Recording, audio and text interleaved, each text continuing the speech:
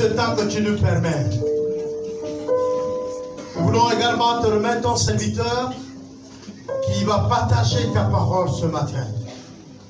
Nous prions que tu nous remplis encore davantage de ton esprit, que tu nous guides, et que tu permets, Seigneur, qu'il parle selon que ton esprit nous conduit. Nous voulons te bénir, Seigneur, pour ton serviteur, et te bénir pour ta parole. Nous disons simplement la gloire est à toi, au nom de Jésus. Amen. Amen. Amen, amen. Amen. Seigneur, mais voici devant toi, Père, un homme qui ne dépend que de ta grâce et de ton Esprit Saint, Père. Et comme Moïse pouvait te dire que je n'ai pas la langue facile, et tu lui as dit, va, Aaron vient à ta rencontre. Va et Aaron parlera à ta place devant Pharaon. Et Seigneur, à notre époque, ce n'est plus Aaron, mais c'est ton Esprit Saint, Père. Et c'est ton Esprit Saint qui nous qualifie, Jésus, afin que nous puissions parler de toi, Père. Et me voici à tes pieds, Père. Je ne compte que sur toi et que sur ta grâce pour pouvoir parler à ton peuple ce matin, Père. Je vais être une source de bénédiction, Père. Je vais être, Père, quelqu'un au lieu de gloire, Père Céleste, que tu vas encore utiliser pour pouvoir unifier ton peuple ce matin. Que la gloire te revienne. Au nom de Jésus-Christ de Nazareth. Amen. Amen. Amen, amen. Amen. Alors ce matin, nous allons nous entretenir sur un sujet que Dieu a mis dans mon cœur il y a au moins 2 semaines. Et le thème de mon message ce matin, c'est le salut. Donc ce matin, nous allons nous entretenir sur le salut. Vous allez voir qu'il y a le salut, quand tu viens devant ton frère, tu lui dis salut, ce qui signifie bonjour. Mais il y a le salut qu'on voyait dans la Bible, ce qui signifie c'est le sauveur. Donc ce matin, nous allons nous entretenir sur le Seigneur Jésus-Christ.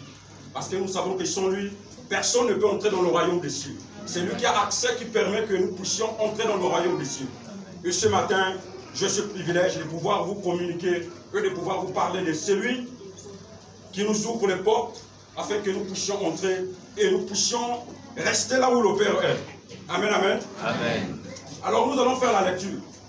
Nous allons faire la lecture dans le livre de Luc, autant pour moi. Nous allons faire la lecture dans le livre de Luc 19, du premier verset jusqu'au verset 10. Nous allons nous appuyer sur un homme qui s'appelle Zachée. Ce matin, nous allons nous appuyer sur un homme qui s'appelle Zachée. Si quelqu'un qui a la page peut faire la lecture pour nous tous. Luc 19, à partir du verset 1 à 8. Jésus, étant entré dans Jéricho, traversait la ville.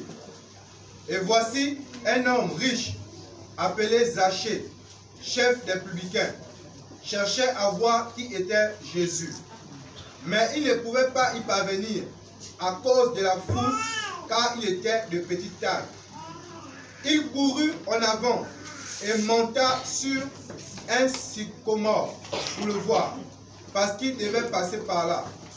Lorsque Jésus fut arrivé à cet endroit, il leva les yeux et lui dit, « Zachée, hâte-toi de descendre, car il faut que je demeure aujourd'hui dans ta maison. » Zachée se hâta de descendre et le reçut avec joie. Voyant cela, tous murmuraient et disaient, « il est allé loger chez un homme pécheur. » Mais Zachée, s'étonnant devant le Seigneur, lui dit, « Voici, Seigneur, je donne aux pauvres la moitié de mes biens. Et si j'ai fait tort de quelque chose à quelqu'un, je lui rends le quadruple. » Jésus lui dit, « Le salut est entré aujourd'hui dans cette maison, parce que celui-ci est aussi un fils d'Abraham. Car le Fils de l'homme est venu chercher et sauver ceux qui étaient perdus. »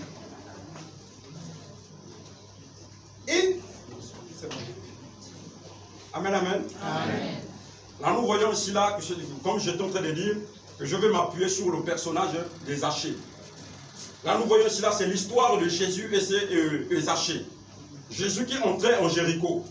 Et quand il était en train d'entrer en Jéricho, il y avait la foule. Parce que la présence du Seigneur attirait toujours la foule. Et il y avait la foule. Et Zaché était là, on nous décrit comme il était. Il était si court, il n'avait pas la taille comme il faut pour se tenir au milieu de la foule, pour que le Seigneur, pour qu'il puisse voir le Seigneur Jésus. Donc il n'avait pas assez de taille, il était si court, pour pouvoir bien regarder le salut, pour pouvoir bien regarder Jésus-Christ. Et lui, qu'est-ce qu'il fait? Il s'est éloigné, il s'est isolé. Il est parti monter sur un sycomore. Bon, moi, personnellement, si on me posait la question, c'est quoi un sycomore, je ne saurais quoi vous dire. Donc, j'aimerais utiliser un thème que nous tous, qui va nous permettre à bien comprendre. Donc, j'enlève le sycomore. Prenons par exemple l'avocatier qui est net à la sortie que nous tous, nous voyons. Donc, Jésus entrait à Jéricho et Zaché, il avait si soif, il voulait vraiment voir le Seigneur. Parce qu'il a écouté ce que le Seigneur faisait. Et lui, il a eu cette soif. Il a eu ce désir de raconter le Seigneur lui-même. Qu'est-ce qu'il a fait? Il s'est éloigné. Il est parti monter sur l'avocatier. Que je change au sycomore. Donc, le sycomore que je change à l'avocatier. Donc, il est parti monter sur l'avocatier pour voir comment Jésus va passer. Et quand il voit, et quand il monte, c'est là où Jésus fixe ses regards sur lui. Ici, la foule, j'ai remplacé la foule par des relations. En fait, il y a des relations que nous tissons qui nous empêchent de vivre la gloire du Seigneur. Amen. Il y a des relations que nous tissons qui empêchent même que le Seigneur ne puisse attirer ses regards favorables sur nous. Et qu'est-ce qu'il faut faire? Il faut maintenant s'éloigner de ce genre de relations pour que le Seigneur puisse fixer ses regards sur nous. Mais tant que nous restons dans ce genre de relations, le Seigneur ne va pas nous regarder. Donc, qu'est-ce qu'il faut faire? Il faut se distinguer. Il faut s'éloigner. Il faut s'isoler. Et c'est ce que Zaché a fait. Dans un premier temps, Zaché monte sur le sycomore.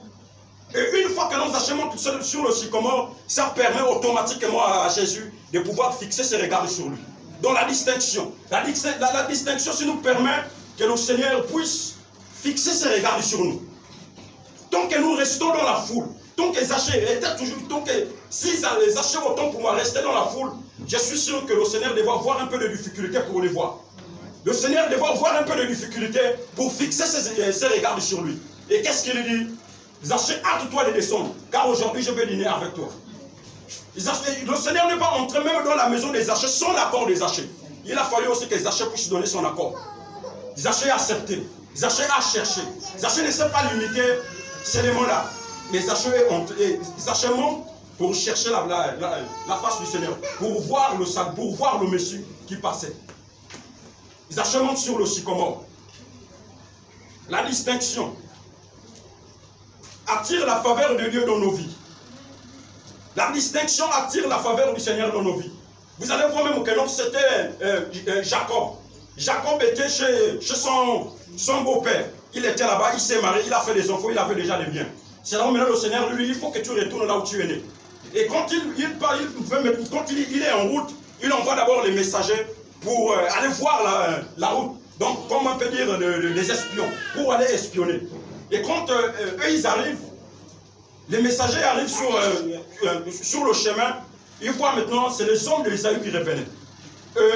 Les hommes que Jacob avait envoyés a fait demi-tour pour aller dire à Jacob que Ésaü arrive tuer tes hommes. Ésaü arrive. Jacob s'est rentré en lui. Jacob commençait déjà à rappeler au Seigneur ses promesses. Il dit, regarde là où j'étais. C'est toi qui as dit que je dois retourner là où je suis né. Que je dois retourner là où je suis né. Et voici Ésaü qui est derrière moi. Voici Ésaü qui arrive. M'exterminer moi et mes enfants et mes biens. Que dois-je faire? La première des choses que Jacob a fait, l'histoire là, on le trouve dans Genèse 32. Qu'est-ce que Jacob fait? La première des choses, Jacob part d'abord chercher la face du Seigneur. Jacob s'est retiré. Jacob s'est distingué. Pour communiquer d'abord son problème à son Dieu. Parce qu'il connaît le Dieu que lui servait. Il connaît le Dieu qui lui a dit, il faut que tu te déplaces. Et c'est là où Jacob se déplace pour partir. Et quand il arrive, la première des choses, il donne d'abord des responsabilités à certaines personnes.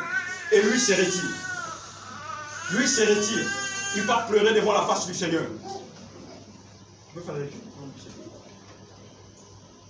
Donc je suis dans Genèse. Dans Genèse 32.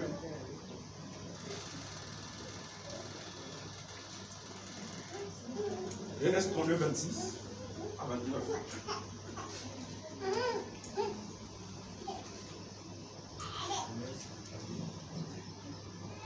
Genèse 32, à partir du verset 26. Il dit, laisse-moi aller, car l'aurore s'élève. Et Jacob répondit, je ne te laisserai point aller, que tu m'aies béni. Il lui dit, quel est ton nom? Et il répondit, Jacob. Il dit encore, ton nom ne sera plus Jacob, mais tu seras appelé Israël, car tu as lutté avec Dieu et avec des hommes, et tu as été vainqueur. Amen. Amen. Nous voyons cela, comme j'étais en train de dire que c'est l'histoire de Jacob. Puisque Jacob a su se distinguer, puisque Jacob a su se retirer, puisque Jacob a su s'isoler. Et vous voyez que non, dans l'isolation, quand tu es face à face au Seigneur, quand tu es face à face avec le Seigneur, il y a des moments donnés où tu vois, c'est un peu ennuyant, tu es un peu fatigué, ceci, mais c'est la persévérance. Quand tu persévères, tu persévères, tu persévères. C'est là où maintenant la présence du Seigneur commence à te remplir. Tu persévères, tu persévères. Dans la prière, l'adoration, la louange, tu commences à persévérer. C'est là où tu vois maintenant que l'atmosphère commence à changer. Et c'est ce que Jacob a continué à faire. Donc quand Jacob a lutté, c'est là où l'ange lui dit, il est déjà l'heure, il faut que je m'en aille. Jacob lui dit non. J'ai passé toute la nuit ici là pour intercéder. Et tu es venu, je ne peux pas te laisser tant que tu ne dis un mot sur dedans ma vie. Il faut que tu dis un mot qui doit changer ma vie. Tu dois dire un mot qui doit changer ma vie. Une fois que tu dis ces mots, après c'est là où je peux te laisser partir. C'est là où il dit comment tu t'appelles? Je m'appelle Jacob. C'est là où il dit aujourd'hui tu t'appelles maintenant Israël. À cause de la persévérance. Il a su lutter. Quand tu es seul, il faut lutter. Et revenons aux relations. J'avais un ami pour moi qui était déjà comme un frère. Et partout là où tu le vois, tu me vois. Si tu me vois, tu le vois. Lui et moi on marchait, on faisait tout ensemble. C'est la jeunesse, on partageait tout. On marchait, ça discutait de tout. Mais un jour, je dors, le Seigneur, je dors en fait, je fais un songe. Je fais un songe où j'ai mis ma chaussure, j'ai mis le pantalon, j'ai mis la chemise, j'ai pris le sac, j'ai pris ma Bible, j'ouvre la Bible, je mets dans le sac. Je mets le sac à l'eau, j'étais dans la maison, je sors. Croisement avec lui. Il m'a dit, tu vas où? Je dis, non, là, tu me vois là, je suis prêt. Je m'en vais annoncer la bonne nouvelle. Il me dit, comment ça? Je lui dis, là où tu me vois là, je suis prêt. Parce que j'ai déjà tout pris. Tout pour moi dans le sac. Je m'en vais annoncer la bonne nouvelle.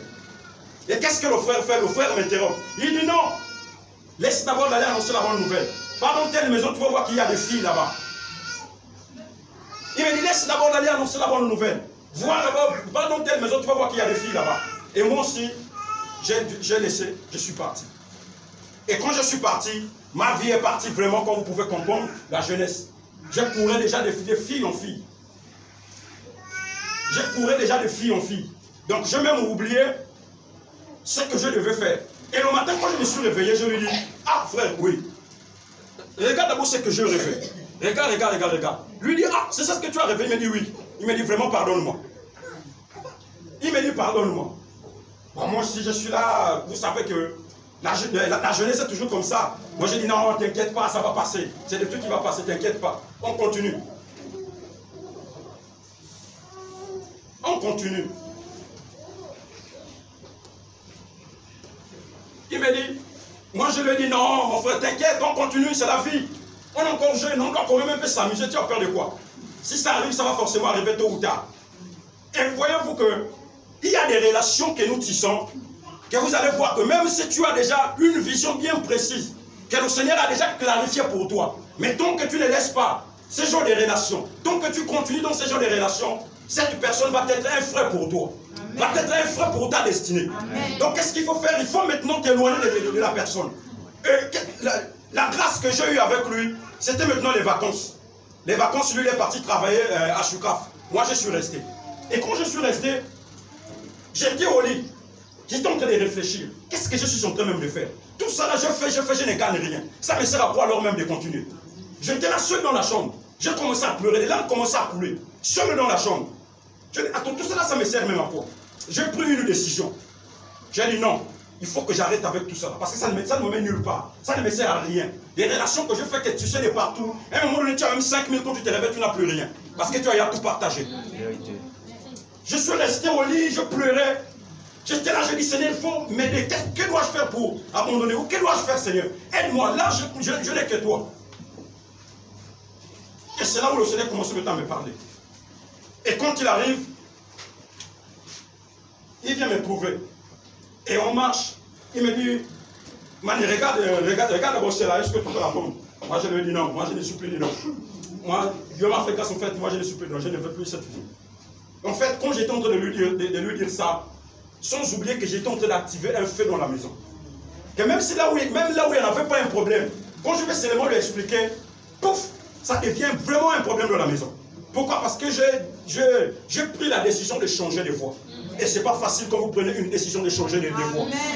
Ce n'est pas facile, mais il faut lutter. Aujourd'hui, on peut t'appeler Ken. Mais vous voyez que non, le nom de Jacob a été changé en Israël. C'est parce qu'il a lutté. Tu veux que ton nom change, tu veux qu'on t'appelle prophète, on t'appelle évangéliste, on t'appelle missionnaire, on t'appelle chantre de l'éternel. Il faut que tu prennes une décision digne de l'éternel. Il faut que tu prennes une décision qui glorifie Dieu. Moi, personnellement, je ne me voyais pas être ici. Par la grâce du Seigneur, me voici. Vous voyez, on peut prendre des raccourcis. On peut me dire que non, c'est toi qui vas prêcher. C'était le dimanche passé, c'est toi qui devais prêcher. Moi, je vais dire non, papa, j'ai la grippe. Je ne peux pas. Vous voyez, non? Vous pouvez fuir. En fait, si quelque chose est déjà là, tu peux fuir, tu peux tout faire. Ça finira toujours par te rattraper. Amen. Si Dieu t'a appelé sur ce chemin, tu peux tout faire. Le Seigneur finira toujours par te rattraper. Amen. Il faut que nous nous changions en prenant des bonnes décisions.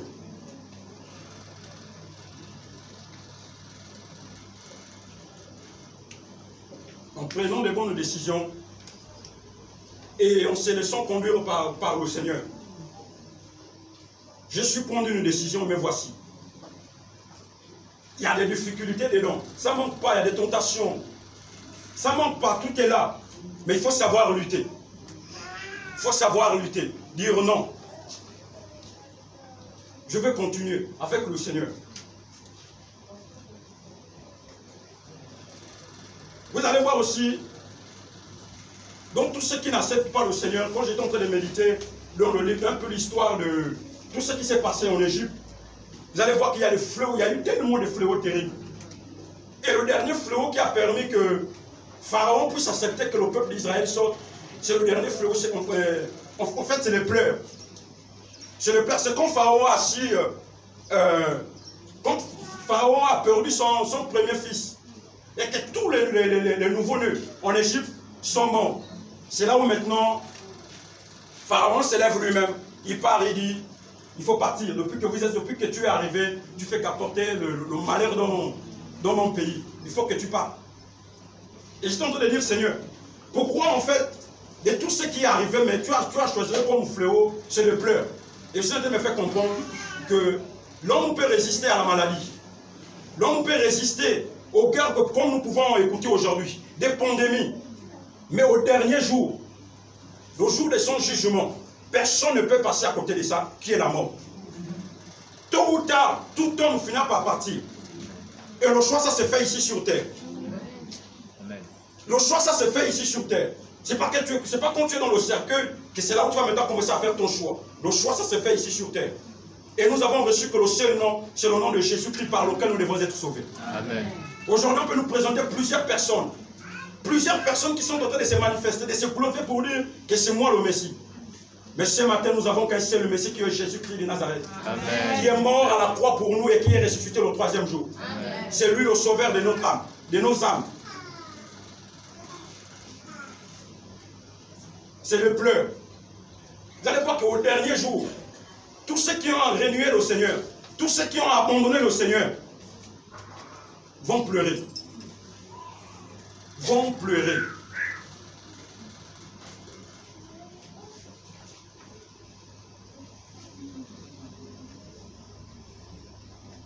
Là, nous allons aussi parler de l'endurcissement. Vous allez voir que tout ce qui arrive dans ce monde, c'est l'endurcissement de nos cœurs. Nous refusons de croire. Nous refusons de donner la place à la personne qu'il faut pour mieux gouverner le monde, qui est Jésus. Vous allez voir qu'il y a des guerres, parce que les hommes ont endurci leur cœur. Les hommes n'arrivent pas vraiment à s'accorder pour des points vraiment inutiles. Et nous voyons les guerres. Nous voyons des gens qui ne cessent. En fait, il y a des famines. c'est à cause de l'endurcissement de nos cœurs. Si Pharaon n'avait pas endurci son cœur, si Pharaon, une fois que Moïse s'est tenu devant lui, pour dire, Dieu m'a dit de laisser partir son peuple pour qu'il puisse m'adorer. Si Pharaon avait écouté une seule fois, Pharaon ne devait pas assumer, l'Égypte ne devait pas assumer tout ce qu'ils ont eu à assumer. Les conséquences ne devaient pas être très graves. L'endurcissement, quand on n'arrive pas à croire à quelque chose, les conséquences, c'est nous-mêmes qui allons assumer et qui allons subir. Les conséquences, c'est nous-mêmes.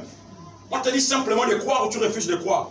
Tu vois même qu'il y a des problèmes dans ta vie parce que tu as refusé de croire. Il y a des problèmes dans ta vie parce que tu as refusé de croire. Parce que tu as refusé d'accepter celui qui a la solution à tout. Et quand tu refuses, voilà maintenant les conséquences. Ta vie part maintenant d'échec en échec. À l'école, ça ne va pas. Partout. Parce que tu as refusé de croire. Tu as refusé d'inviter le Seigneur Jésus dans ta vie. Et Pharaon a assumé les conséquences. Il y a des problèmes, il y a des situations qui arrivent même dans nos vies. Arrêtons d'accuser même les parents. Arrêtons de dire que non, c'est l'oncle, c'est le grand-père, c'est ma mère, c'est mon père. Ou c'est la grand-mère. Non, arrêtons un peu. Essayons un peu d'examiner nos vies. Je vous ai dit que non, depuis que j'ai commencé, en fait, depuis que j'avais rencontré ses frères, c'est-à-dire, je sentais au moins qu'il y a quelque chose qui manquait. Je pouvais tout faire, mais je sentais qu'il y a quelque chose qui manquait en moi. Je sentais qu'il y avait un vide. Je sentais vraiment moi qu'il y avait un vide en moi. Et cette place, ça me manquait sincèrement la paix. Et depuis que j'ai connu le Seigneur, je peux avoir des parfois quand je suis à la maison, il n'y a rien. Mais je connais là où j'ai basé ma foi. Amen. Je connais sur qui j'ai basé ma foi. Amen. Malgré les situations, tout ce que mon cœur est toujours là. Amen. Tu peux même me voir, tu peux même venir à la maison. En fait, quand même je passe, pourtant tu peux dire que non, Seigneur ne manque de rien. J'étais en train de discuter avec un ami qui reste avec moi à la maison. Des gens faisaient que me biper.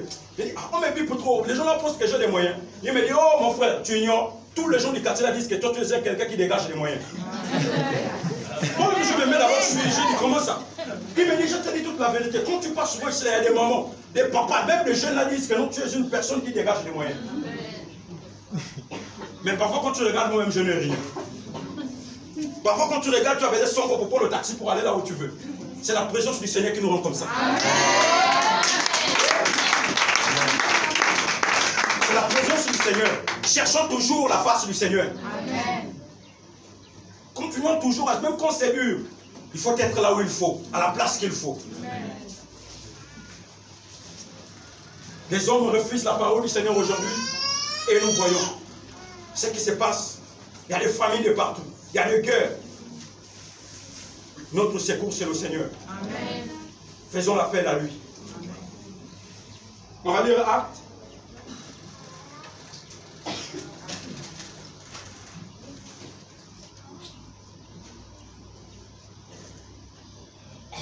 Acte 4, 12. Acte 4, à partir du verset 12. La Bible déclare, il n'y a de salut en aucun autre nom, car il n'y a sous le ciel aucun autre nom qui ait été donné parmi les hommes, par lequel nous devions être sauvés. Amen. Amen. Parce que le Seigneur qui nous ont été donnés. C'est-à-dire ils ont cherché les hommes, ils ont cherché les femmes pour que nous puissions être sauvés. Ils n'ont trouvé aucun nom, si ce n'est le nom de Jésus-Christ. Amen. Et ce matin, j'ai vraiment le désir de vous dire que non, Jésus sauve encore. Amen. Il est celui qui guérit encore. Il est celui qui ramène encore l'assurance là où pour toi tu dis que non, il n'y a plus rien à faire. Amen. Il est celui qui fait encore des miracles. Même si nous voyons aujourd'hui, les gens ont oublié la prédication, les gens ont oublié la puissance de la résurrection, les gens ont oublié la puissance de la croix. Comment ça dit, il faut baptiser les autels avec de l'argent. L'autel parfait, c'est la croix. Le sacrifice parfait, c'est Jésus-Christ. On peut tout faire. Le sacrifice parfait, c'est Jésus-Christ. Et pour ceux qui vont refuser de lui accepter, pour ceux qui vont refuser de vivre pour lui, voyez-vous que non, au début de l'histoire des Zachée, ils disent que non, Zachée était un homme riche. Zachée était un homme riche. Voyez-vous, les hommes riches de nos jours, ils n'ont besoin de personne. Ils n'ont pas besoin des services des gens. Son argent peut lui sauver. Son argent est au-dessus de tout en fait. Même les autres, quand ils voient, ils minimisent les autres. Ils rejettent les autres. Pour lui, ça dit que non, son argent peut tout faire. Mais tous ceux qui vont refuser Jésus-Christ finiront leur temps là où il va voir que des graissements de dents et de pleurs. Et si nous sommes ici ce matin, ce n'est pas au hasard. C'est parce que le Seigneur a voulu que nous puissions être ici.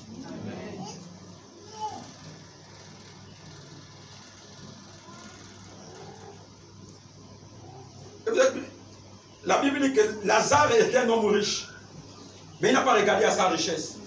Il est venu se présenter devant le Seigneur pour dire, Seigneur, si j'ai escroqué quelqu'un, Seigneur, si j'ai pris l'argent de quelqu'un, je rends au quadruple de ce que j'ai pris.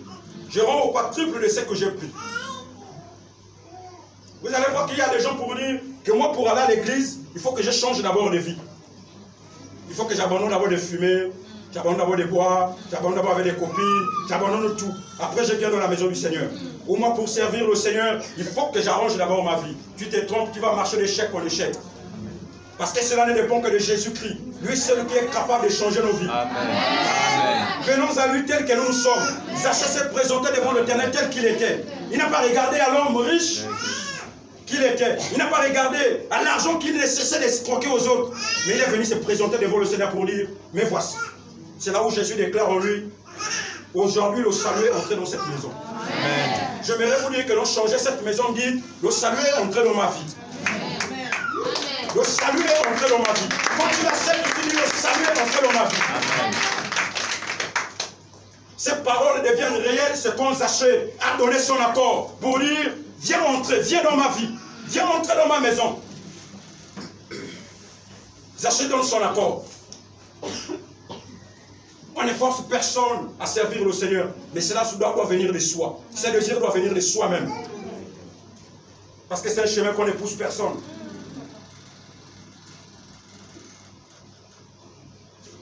Zachée s'est présenté devant le Seigneur tel qu'il était. Malgré tout ce que tu fais, malgré tout ce que tu fais, que toi-même tu imagines déjà dans tes pensées, que tu es en train de voir même des images, sache que Jésus est là pour combler tout ça. Amen. Sache que Jésus est là pour te donner l'assurance. Jésus est là pour dire, le salut est entré dans cette vie. Amen. Et quand tu vas rentrer, tu vas voir que tout va changer. Ce que tu pouvais faire hier, tu ne dois plus faire ça aujourd'hui. Parce que Jésus est déjà là. Zachée a pris une décision pour dire, si j'ai escroqué, si j'ai fait du tort à quelqu'un, alors je rends au patrie. L'importance du salut. Que je ne crois pas à ceux qui disent qu'ils ont rencontré le Seigneur. Ça fait plus de 2 ans, 3 ans, 4 ans, 5 ans, et leur vie ne change pas. Je ne crois pas à ce quel Dieu que tu as raconté. Je ne crois pas à ça, à ce quel Dieu que tu as raconté. Vous allez voir Moïse qui présente d'abord ses faiblesses, qui présente d'abord ses manquements. Et quand le Seigneur entre dans sa vie, il devient un héros. Les achats changent automatiquement. Sa vie change automatiquement. Il abandonne tout ce qu'il pouvait faire qui était négatif. Tu vas regarder et dire que non, je suis chrétien. J'ai accepté le Seigneur. Ça fait plus de 5 ans que tu es avec le Seigneur. Mais on ne voit pas de changement. À la maison, tu es toujours pareil. Partout, même à l'école, tu es toujours pareil. Tu n'as pas encore accepté le Seigneur que moi je connais. Ou le Seigneur que j'ai accepté, tu n'as pas encore vraiment fait la paix avec lui.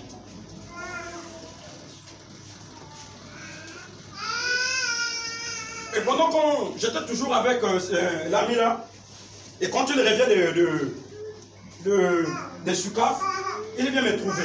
Et lui continuait toujours, puisque lui et moi on partageait la même chambre. Moi je lui dis non, moi je ne suis plus dedans. Et lui continuait toujours dans la villa, il emmenait des filles dans la maison. Moi en fait ça me rendait vraiment très mal à l'aise. Et moi je disais non, je vais dormir au salon. Et quand j'étais là, j'avais vraiment l'insomnie. C'est une voix qui me dit, ne laisse personne minimiser ta foi. Je me retourne, je regarde partout. Et cette voix-là est restée toujours dans mon cœur. Qu'elle ne laisse personne minimiser ta foi. Parfois ce matin, quand je me suis mis ici, là, ils vont dire, cet enfant, qu'est-ce qu'il va nous dire? Il est encore petit. Là, tu viens déjà de minimiser. Ce n'est pas moi qui est en train de minimiser, mais c'est le Seigneur. S'il est encore qu'un enfant, qu'est-ce qu'il va nous dire? Tu vas banaliser.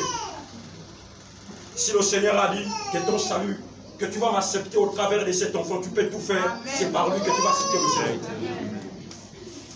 Tu peux tout faire. J'étais au salon sous le coussin allongé, l'insomnie. C'est cette foi qui parle. Que ne laisse personne minimiser ta foi.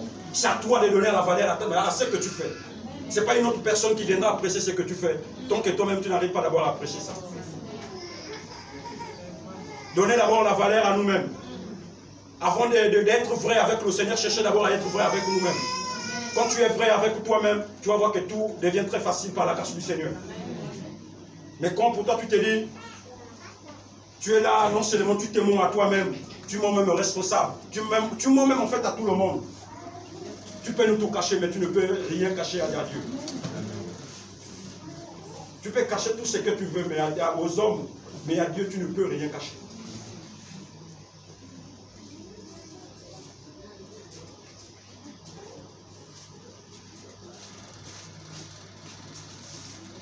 On va maintenant dire ceux qui vont refuser d'accepter le Seigneur Jésus-Christ. Ceux qui ont endurci leur cœur. Ceux qui n'arrivent pas à accepter le Seigneur, à reconnaître la Seigneurie de Jésus. Je suis dans le livre de Matthieu. Matthieu 13, 42 à 43. Matthieu 13, à partir du verset 42 à 43. Et ils les jetteront dans la fournaise ardente, où il y aura des pleurs et des grincements de dents. Alors les justes resplendiront comme le soleil dans le royaume de leur Père. Que celui qui a des oreilles pour entendre, entende. Amen. Voici les résultats de tous ceux qui vont réunir le Seigneur. Voici là où ils finiront leur temps. Ceux qui vont dire que non,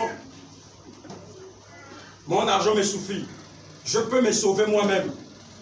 Voici là où ils finiront leur temps. Les temps vont être que les cris, les graissements des dents. Quand tu as une douleur, tu commences à graisser les dents. Quand tu as une douleur, tu commences à graisser les dents. Après, c'est le pleurs qui commence. Voici la douleur. Ça là, je n'ai même pas les mots pour vous l'expliquer. Il faut arriver à ce jour, c'est là où toi-même tu vas comprendre. Si tu refuses d'accepter le Seigneur. Voyez-vous, l'homme pauvre, l'homme pauvre, en lui, il s'est dit que je ne peux pas me sauver. L'homme pauvre se rabaisse. L'homme pauvre, c'est celui qui se dit que là, j'ai besoin d'un sauveur. Le riche, c'est celui qui dit, j'ai tout. Même, il peut commencer à dire que non, Dieu n'existe pas. Ça, c'est quel Dieu que vous parlez tous les jours qu'on ne voit rien. Ça, c'est l'homme riche. C'est l'orgueil qui commence à monter. Mais le pauvre, il se rabaisse. Il devient plus petit. Pour dire, là, je ne peux pas me sauver. J'ai besoin d'un sauveur. J'ai besoin d'un sauveur. C'est ça, des hommes pauvres. Alors, pour terminer, je vais vous raconter comment je fais, en fait, pour devenir ce que je suis aujourd'hui. Vous voyez, ceux qui négligent le département jeunesse pour dire que non, là-bas, il n'y a que des enfants, qu'est-ce que je vais aller faire là-bas? En fait, il y a beaucoup de choses que vous ratez, en fait. Il y a tellement de choses que vous ratez. Parce que ma conversion vient de la jeunesse, du département jeunesse. Quand je venais, et surtout quand il y avait des réunions de témoignages, comment tu as fait pour accepter le Seigneur? Comment tu as fait? Et moi, quand je venais au département jeunesse, je ne venais pas trop, mais je venais quand même. Et quand je venais, quand j'arrive, j'écoute maintenant les autres parler. Oh, Dieu m'a parlé. Le témoignage, Dieu m'a parlé. Dieu m'a fait ceci. Et moi, quand j'ai rentré, quand je partais à la maison, ça me dérangeait. Je pouvais prendre le taxi, j'étais sur le quartier sable. Je commence du quartier sable jusqu'à la maison à pied. J'étais en train de réfléchir seulement. Ça, c'est quel Dieu qui parle aux autres, qui ne peut pas me parler. Je me suis révolté en fait au fond de moi. Je me suis dit, attends, ça c'est quel Dieu qui fait que parler aux autres et qui ne peut pas me parler. Si vraiment ce Dieu existe, il faut que toi aussi tu me parles. De la même manière que tu parles aux autres, il faut que toi aussi tu me parles. Je me suis révolté aussitôt. Je venais. En fait, c'est comme si le Seigneur planifiait ces choses. Lui qui sait toujours planifier ces choses.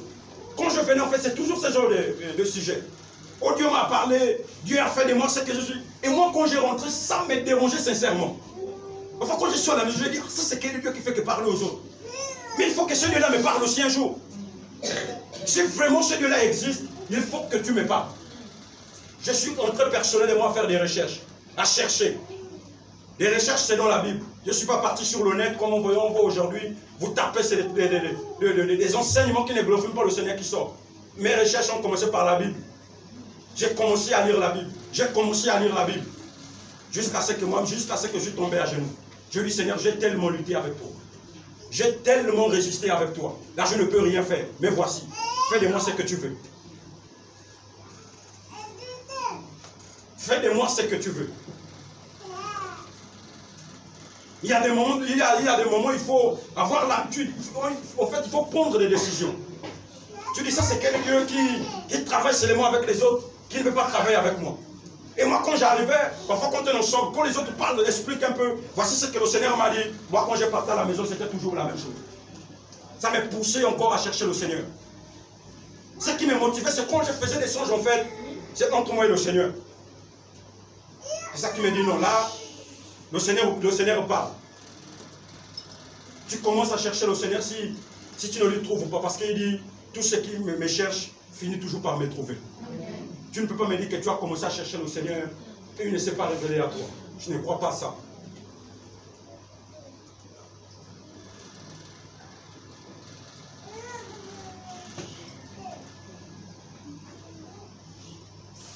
Et voici la raison qui m'a mené vraiment à se convertir. La raison qui m'a mené à se donner au Seigneur. Je me suis dit non, trop c'est trop. J'ai trop fait. Il faut que je me laisse conduire maintenant par le Seigneur. J'étais obligé de prendre une décision. Comment tu parles qu'aux autres et à moi tu ne me parles pas? Et parce que moi je ne le connaissais pas. Parce que je n'avais jamais accepté. Pour que le Seigneur puisse te parler, il faut que tu l'acceptes. Le Père ne peut que parler avec son Fils. Comme je suis avec mes pères. Ça se discute. Parce que je suis leur fils et ils sont mes pères. Eux ils me connaissent. C'est d'abord la relation. Il faut d'abord avoir la relation. Et venir à l'église ne fait pas de nous un chrétien ou une chrétienne. Amen. Venir tous les jours à l'église, chanter, obéir même au programme de l'église ne fait pas de nous un chrétien ou une chrétienne. Mais c'est le fait d'avoir une relation avec une personne. Et cette personne, c'est Jésus-Christ. Fais ta relation avec lui et tu verras. Tu auras quelqu'un peut rentrer dans une maison, mais cette maison ne lui appartient pas.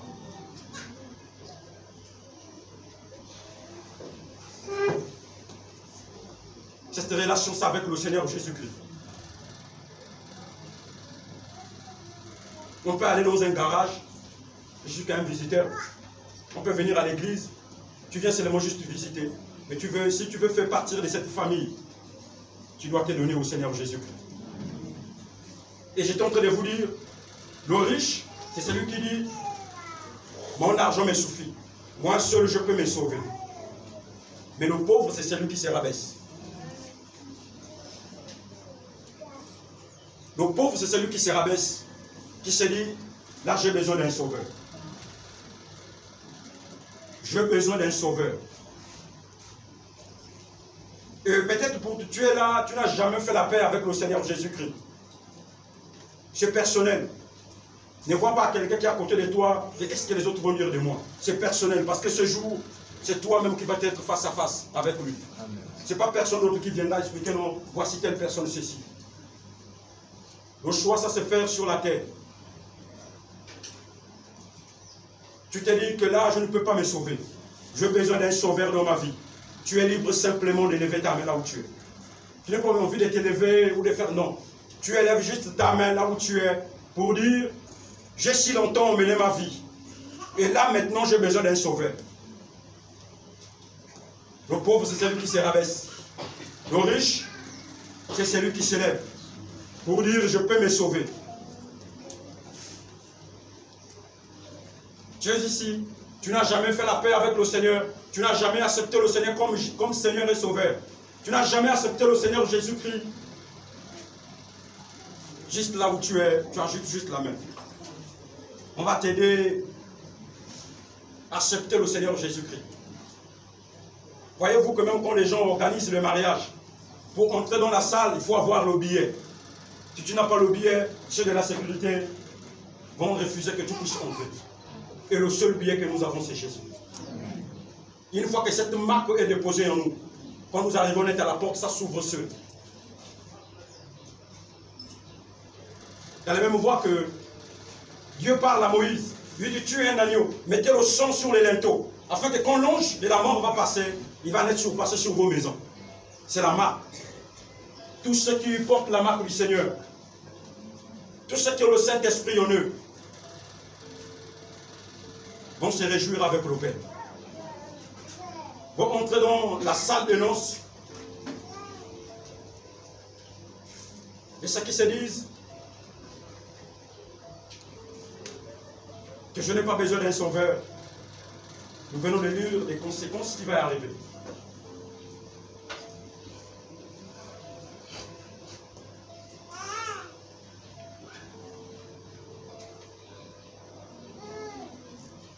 Alors nous allons comme ça élever nos voix. Nous allons prier pour que le Seigneur nous aide. Nous aide à avoir une relation, non seulement une relation, mais aussi nous communions avec lui. Que le Seigneur nous aide à marcher comme lui désire que nous puissions marcher pour lui.